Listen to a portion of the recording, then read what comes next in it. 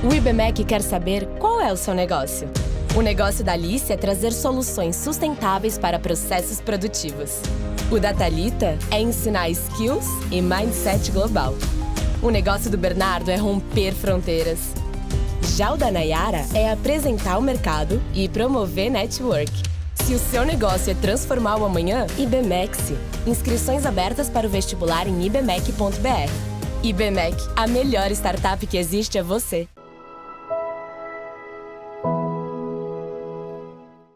Olá, olá, bem-vindos ao MM Talks. Eu sou Carlo Cauti, sou jornalista da Exame e hoje vamos iniciar nosso MM Talks falando de perspectivas econômicas para o Brasil, vamos falar das melhores e maiores empresas do Brasil em uma perspectiva macroeconômica para você que também é investidor, pessoa física e também quer saber um pouco mais quais são os próximos meses e anos também para o nosso país e como investir melhor nas melhores e maiores empresas do Brasil. E para isso, estamos aqui com Mansueto Almeida, que é economista-chefe do BTG Pactual. Muito bom dia, Mansueto, e obrigado por estar conosco. Mansueto, vamos falar então um pouco das perspectivas econômicas para o Brasil e para o mundo também, porque de fato, nesse contexto de globalização, nesse contexto que o Brasil não é uma ilha, também somos influenciados pelas dinâmicas internacionais, dinâmicas bastante complexas, uma guerra na Europa, tensões na Ásia, nosso principal parceiro comercial também, que está sendo pressionado pela questão lá em Taiwan, falamos da China, obviamente, mas também questões ligadas ao entorno aqui da América do Sul e ao próprio Brasil, que tem suas dinâmicas próprias. Então a primeira pergunta é, qual que é a sua visão nesse momento do Brasil, considerando que a gente vai acabar o ano com um PIB entre 2, 2,5%, tem gente que fala de 3%, juros vão continuar na casa de 13%, 14% mais ou menos, mas com tendência de queda, contas públicas melhores do que o esperado e também temos uma inflação que vai ser pela primeira vez em 120 anos menor do que nos Estados Unidos, né? Primeira vez desde as séries históricas que a gente lembra.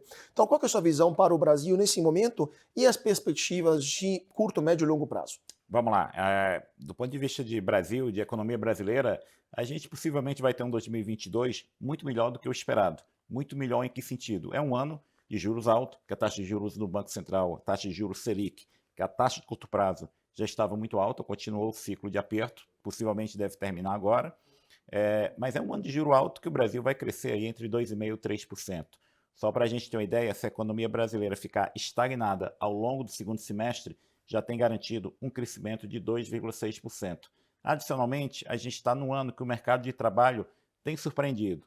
Ano de juros alto era para a atividade econômica, enfim, está mais morna, mas mesmo assim a gente vai ter um crescimento, como eu falei, entre 2,5% e 3%, e um mercado de trabalho que a taxa de desemprego, no último trimestre terminado em junho, a taxa de desemprego está 9,1%, é a menor taxa de desemprego desde 2015.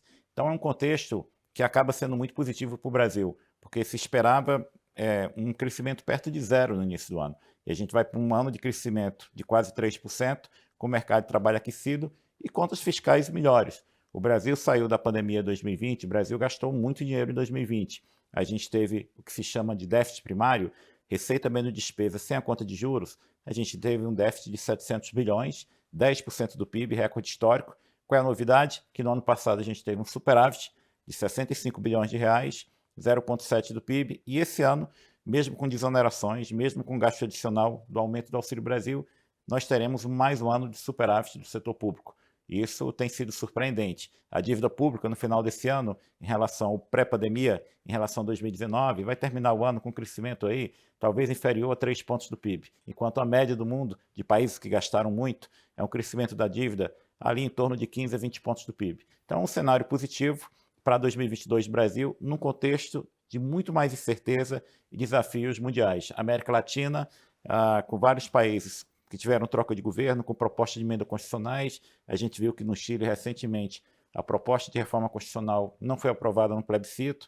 O governo agora vai ter que desenvolver uma nova estratégia. A Colômbia, ainda com o novo governo, também com propostas de mudanças em vários programas públicos, aumento de carga tributária, risco político em vários países da Ásia e Europa, né? Europa tem uma crise energética que pode levar a uma recessão ainda no final desse ano em países como a Alemanha, e um contexto de preço de energia alto, inflação muito alta, que não vai ser só esse ano, possivelmente esse ano e no próximo, que vai ocasionar um aumento de juros muito acima do que era esperado alguns meses atrás para a Europa, né? Então, um cenário de inflação mundial muito mais adverso, um cenário de crescimento mundial muito mais adverso. A gente vai ter uma queda muito forte no crescimento do mundo, dos Estados Unidos e Europa, e China ainda num contexto que se esperava que a economia chinesa já estivesse totalmente normalizada, mas voltou a ter o problema da Covid, enquanto o mundo todo avançou com as vacinas. E hoje você praticamente não encontra lockdown no mundo ocidental, você vê a China ainda fechando cidades com mais de 20 milhões de habitantes para tentar conter o avanço da Covid. Então, um cenário mundial muito mais incerto, menor crescimento do mundo ano que vem, mas o Brasil está saindo de 2022 melhor do que se esperava, e o desafio agora é sinalizar que no futuro o país vai continuar a agenda de reformas e de responsabilidade fiscal.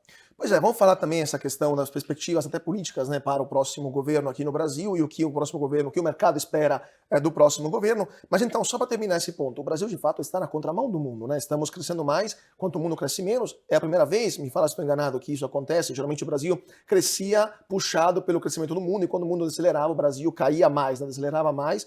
A primeira vez que também o Brasil cresce enquanto a China está diminuindo o seu crescimento, mesmo se geralmente era a economia chinesa, a demanda chinesa que puxava também a economia brasileira, e também para os próximos anos, para o próximo ano, na verdade, né, o carregamento estatístico do PIB tão forte esse ano, você acha que vai levar o Brasil a ter um resultado positivo também em 2023? Então, em 2023 a gente tem dois desafios. Primeiro, o crescimento menor do mundo vai nos afetar.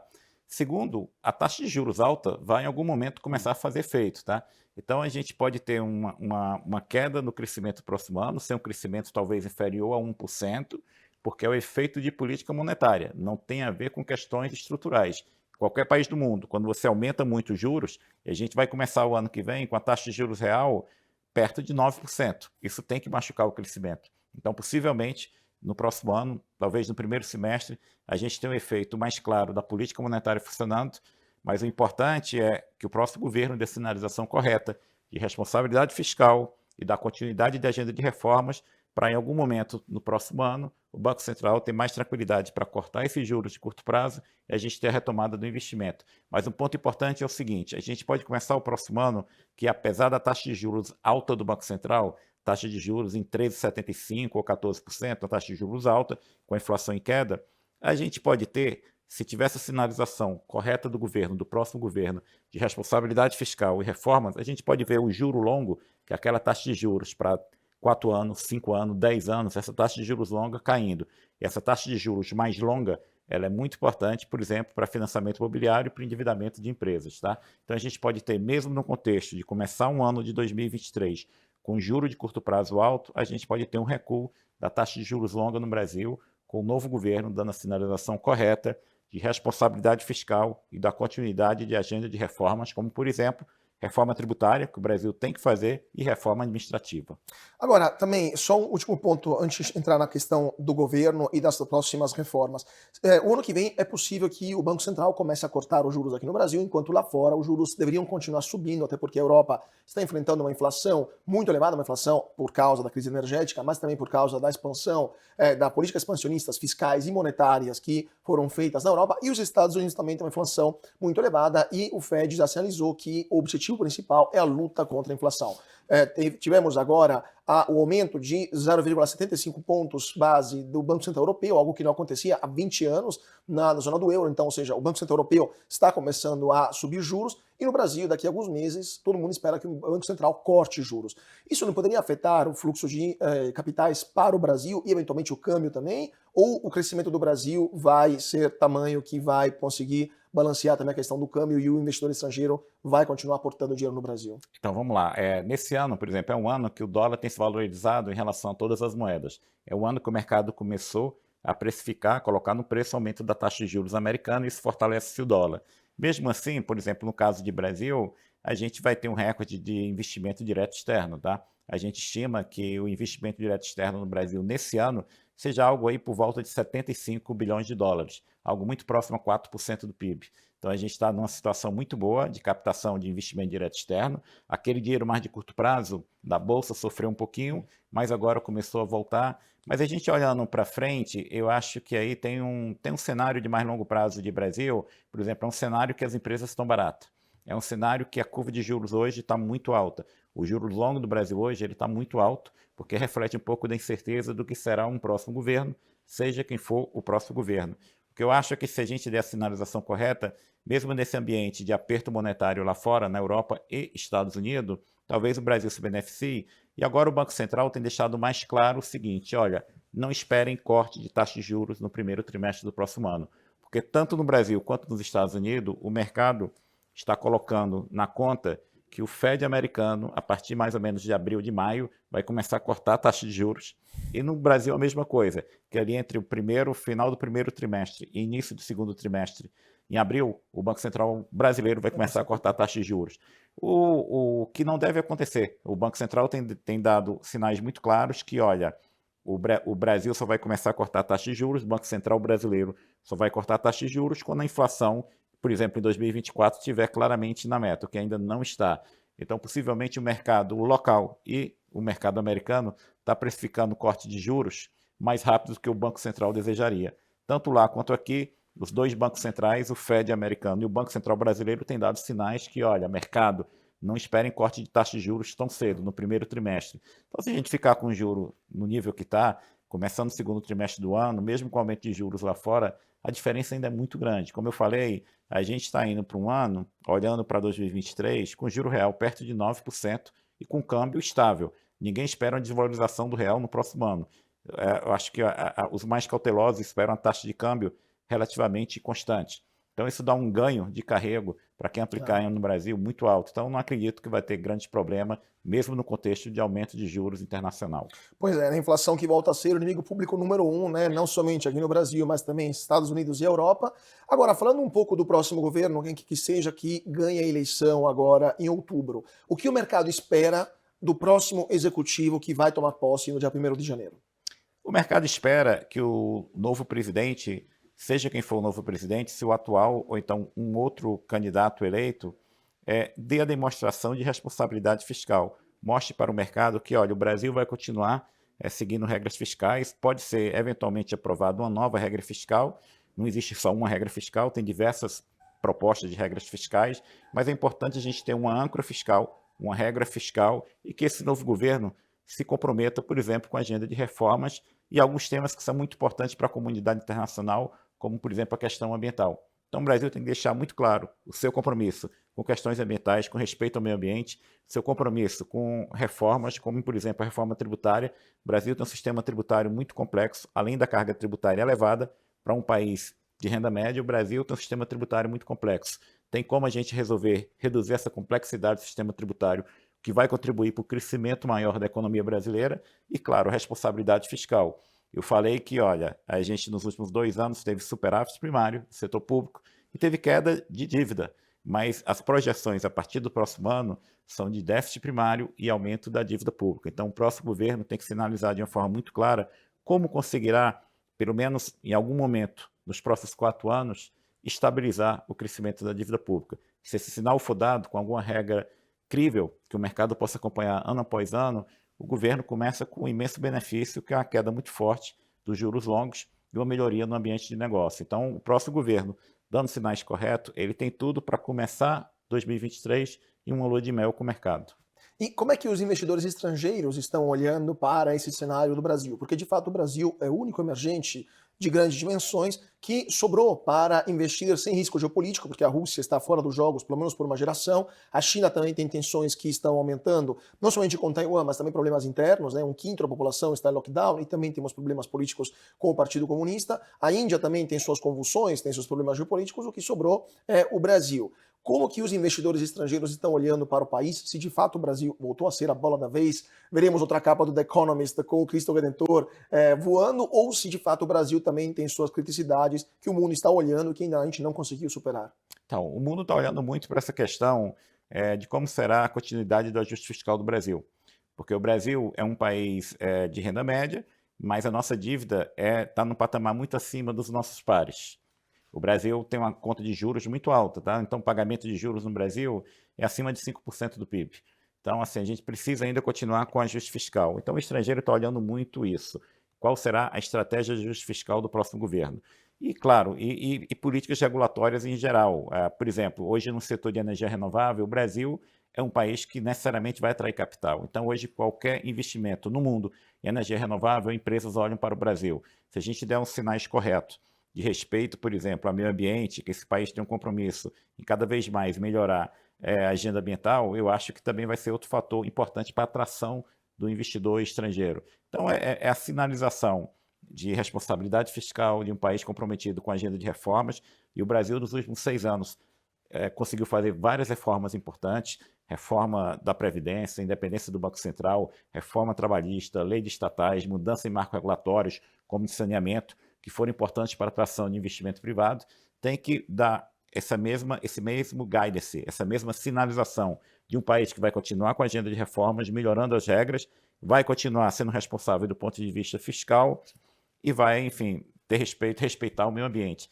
Se a gente der essa sinalização muito clara nesse mundo emergente hoje, que é muito mais conturbado, que tem risco político, em países que há 2 anos atrás a gente via como países sem nenhum risco político, como Colômbia e Chile, o Brasil pode ser um país importante de atração, tanto de investimento em carteira quanto de investimento direto externo. Pois é, vamos entrar agora nos setores também que os investidores estrangeiros poderiam se interessar e que também os investidores brasileiros, pessoas físicas, poderiam se interessar. Mas antes disso, só complementando, pegando um gancho do último ponto que você falou, do entorno do Brasil. Chile, Colômbia também têm seus problemas, mas o estrangeiro não olha para o Brasil como um país sul-americano em um contexto difícil, um contexto complicado. Muita gente não sabe nem que falamos português aqui, infelizmente, mas o Brasil é um caso à parte e o mundo já conseguiu diferenciar o Brasil das situações complicadas que existem com nossos vizinhos.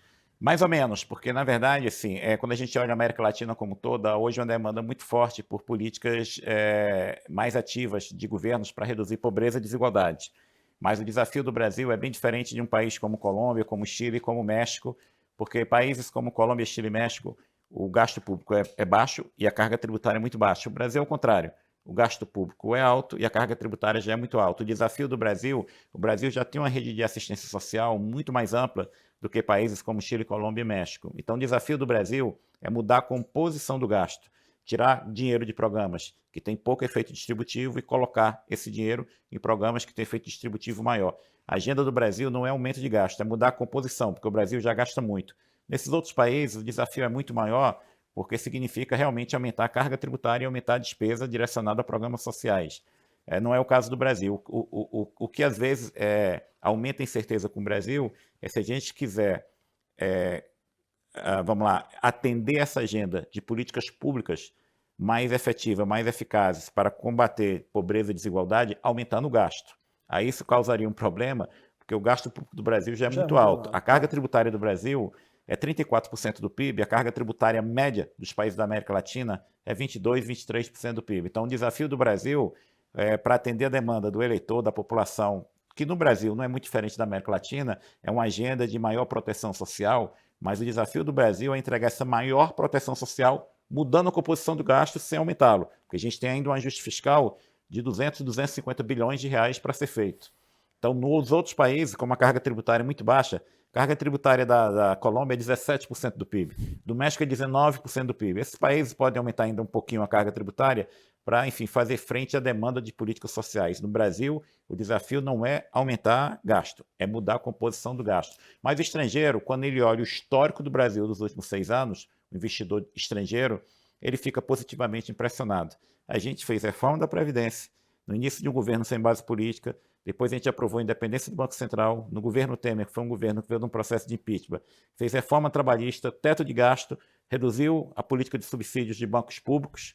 Então, é um conjunto de reformas que chega a ser impressionante em um contexto adverso. Qual é o contexto adverso? Primeiro, um governo que de 2016 a 2018 veio num processo de impeachment. Não deu para discutir com a população uma pauta de reformas. Teve que começar mandando, enfim, propostas para o Congresso e aprovou. Segundo, um governo que começou em 2019 sem base política e a gente consegue aprovar a reforma da Previdência que há 20 anos a gente tentava e não conseguia. Então, mesmo em circunstâncias diversas, o Brasil avançou na agenda econômica. Se a gente conseguir sinalizar que esse avanço vai continuar, claro, respeitando diferenças do partido eleito, do presidente eleito, de qualquer forma, se a gente mostrar que, olha, independentemente de eleição, o Brasil vai continuar a agenda de reformas, o estrangeiro vai reagir positivamente. Perfeito, perfeito. Agora, falando dos setores que os estrangeiros poderiam ser mais atraídos, né, para investimentos, poderiam ser mais interessantes para os estrangeiros. O Brasil basicamente fornece tudo aquilo que o mundo precisa hoje: energia, alimentos, até questões ambientais, como por exemplo o crédito de carbono, para fazer apenas um dos exemplos. Mas, de fato, onde os estrangeiros estão olhando com mais carinho, com mais atenção e eventualmente já estão investindo, e onde o investidor brasileiro poderia também investir nesses setores que vão ser maior demanda. O estrangeiro vai demandar mais trigo, por exemplo, o Brasil já está produzindo mais, mas o agro em geral vai ser mais demandado por causa do embargo contra a Rússia e contra a Ucrânia. A questão energética também, não somente de energia renovável, mas também o pré-sal poderia, eventualmente, com o preço do petróleo tão elevado, voltar a ser interessante. O que você acha que o estrangeiro está olhando com mais atenção? O estrangeiro normalmente olha para o Brasil, por exemplo, no setor de energia renovável, o Brasil está no radar.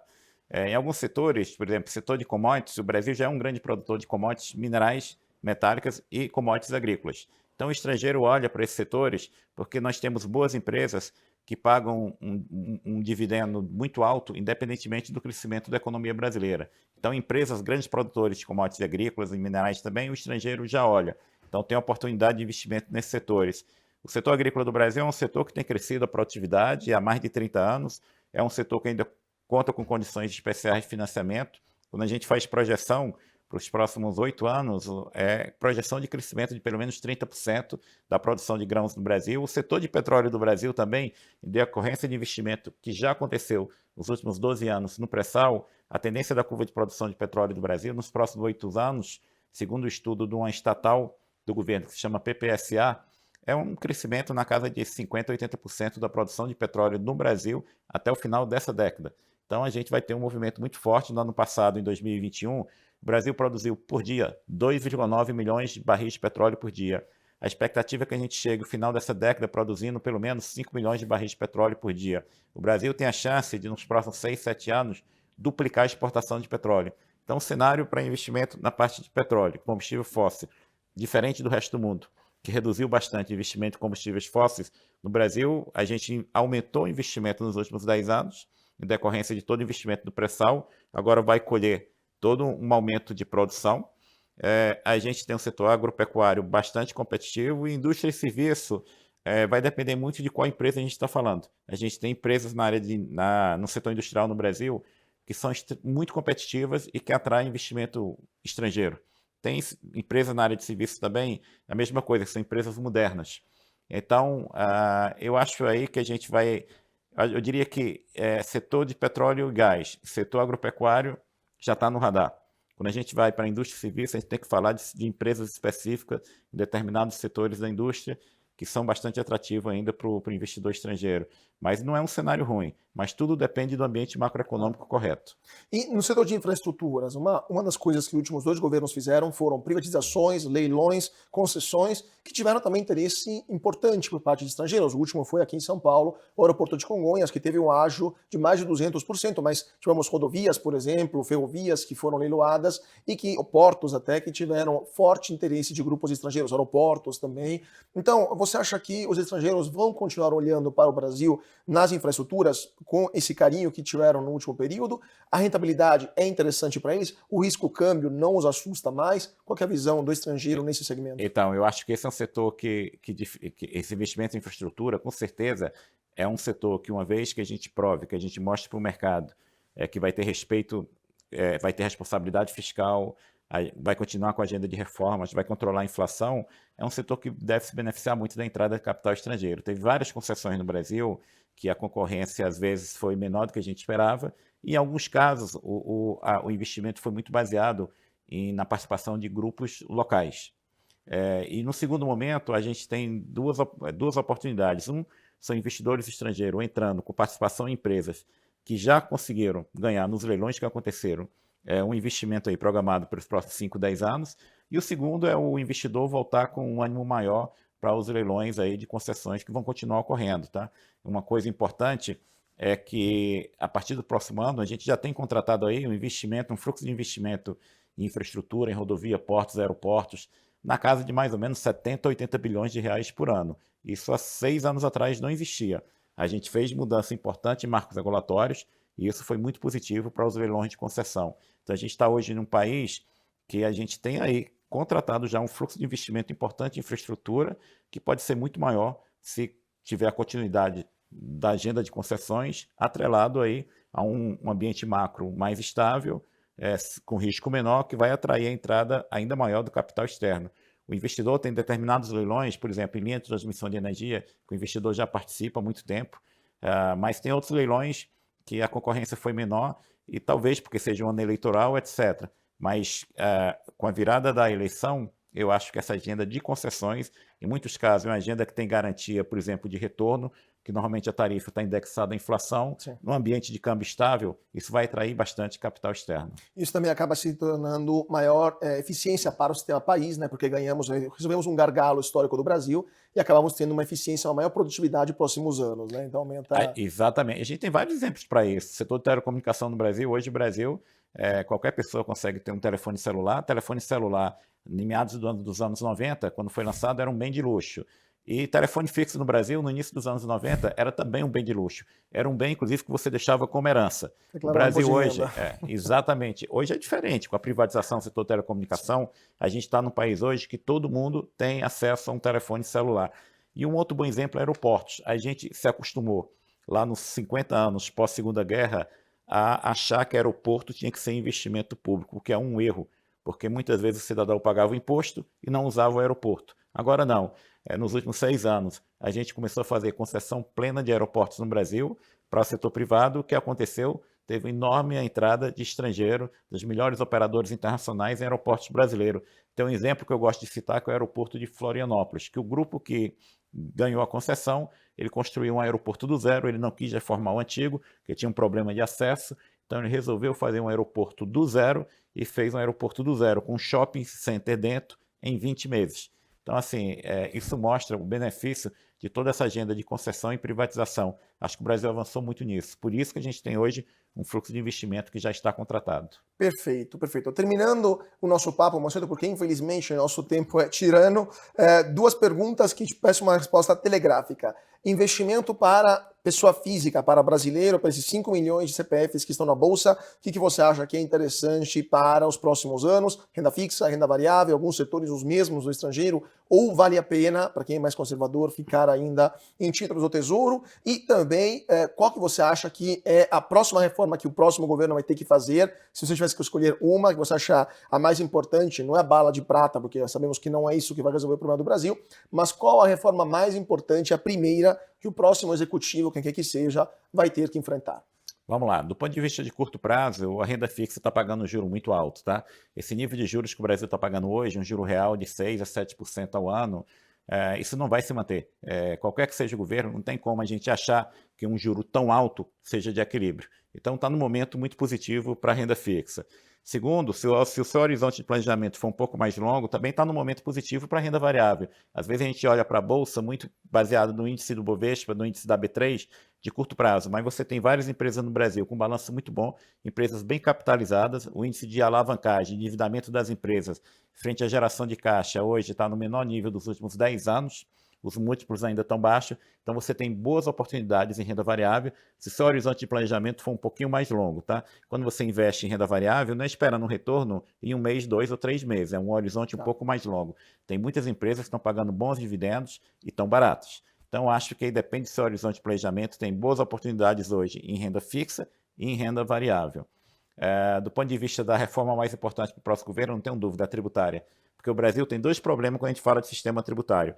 A nossa carga tributária é muito alta e ela é muito complexa. O Brasil é um país que você termina o ano fiscal, depois de 5 anos, um fiscal pode bater na porta da sua empresa e falar o seguinte: olha, nós mudamos o entendimento daquela regra fiscal, daquela regra tributária de 5 anos atrás e você não cumpriu. Então, a reforma tributária nesse país é essencial para aumentar a rentabilidade do setor privado, que, consequentemente, vai levar ao maior crescimento do país e um benefício maior para todos. Então, a gente tem um sistema tributário mais simples, só tem ganho para todo mundo. Pois é, tomara que aquela frase famosa aqui no Brasil, nem o passado é certeza, acabe de vez, pelo menos com a questão tributária, né? Vamos ver se vamos superar esse ponto também. Muito obrigado, Mansueto, por sua participação. Mansueto Almeida, economista-chefe do BTG Pactual. E muito obrigado a vocês também que estão seguindo a gente aqui no Maiores e Melhores.